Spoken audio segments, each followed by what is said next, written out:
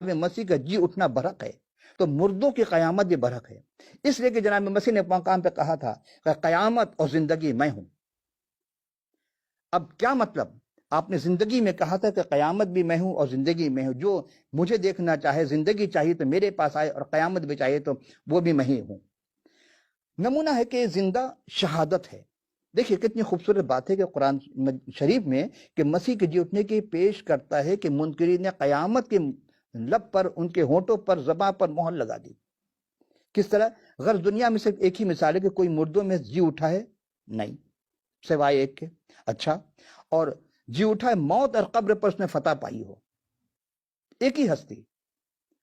اب چونکہ ہم موت پر یقین نہیں کریں لیکن اس کے سماوی پر یقین کر رہے ہیں کہ ہاں ٹھیک ہے، متوفی کا بھی یقین نہیں کر رہے ہیں، تو جو قرآن کی کسی آیت کو اگر انکار کر دے گویا اس نے پورے قرآن کا انکار کر دیا۔ اس توحید، اس رسالت کا جو ماننے والا ہے بظاہر اس نے سب کا انکار کر دیا۔ یہی بات آپ کی خدمت میں پیش کرنا۔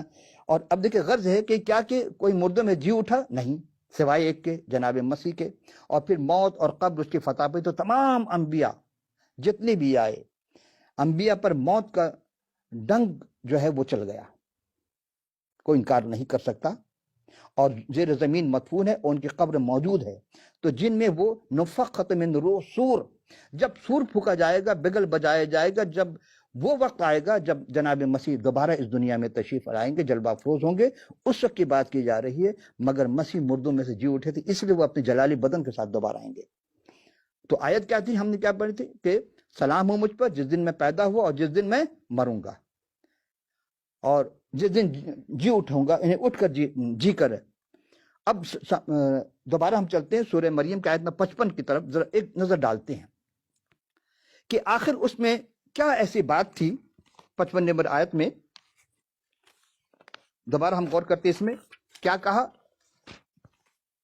اِنَّا مُتَوَفِّكَ وَإِلَى مُتَحَرِّكَ اِنَّا مُتَوَفِّكَ وَرَافِعُكَ، میں تجھے وفات دوں گا اور تجھے اٹھا لوں گا۔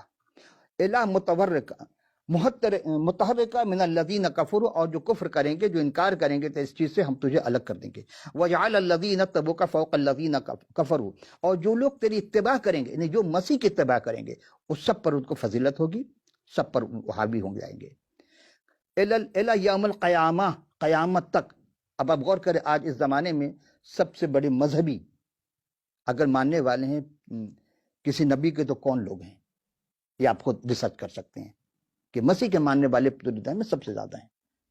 اور پھر اس کے بعد ثم الی مرجعکم فاحکم بینکم فیما کنتم فیہ تختلفون، یہ جو تم آپس میں اختلاف کرتے ہو اس کو چھوڑ دو۔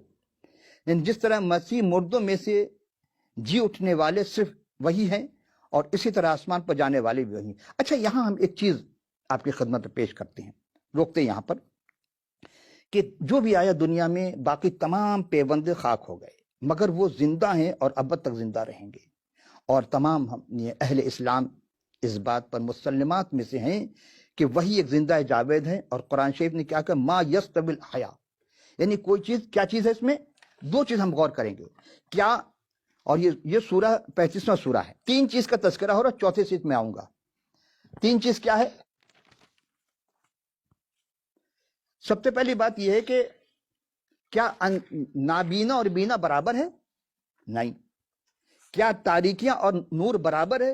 نہیں۔ تو کیا سایہ اور دھوپ برابر ہے؟ نہیں۔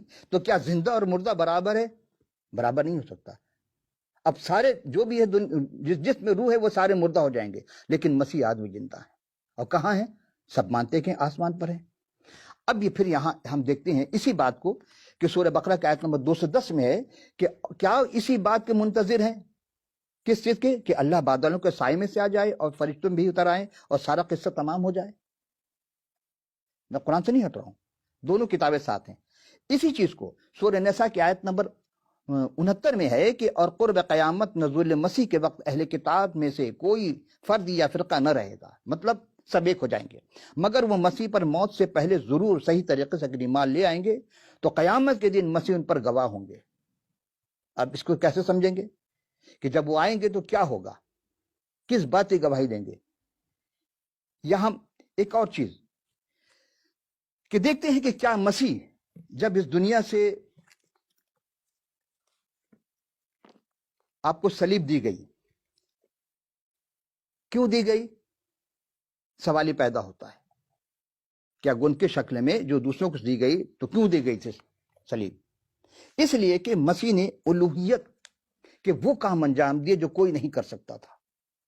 मुर्दा को कोई नहीं जिंदा कर सका, एक दिन का नहीं, बल्कि एक बच्ची मर गई थी जिसका हम पहले भी तस्करा कर चुके, वो घर में थी, 12 साल की बच्ची थी। आपने कहा नहीं सो रही है, तो सोया मुर्दा बराबर होता है। वो जब सिर्फ इसने कहा कि ए बेटी उठ, और उसे घर वालों से कहा कि इसे खाना खिलाओ, भूख लगी इसे, सो कर उठते तो बच्चे खाते हैं।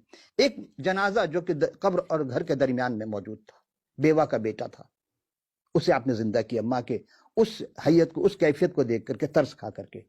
तो इंसानियत, इंसान, मसीह कामिल इंसान थे।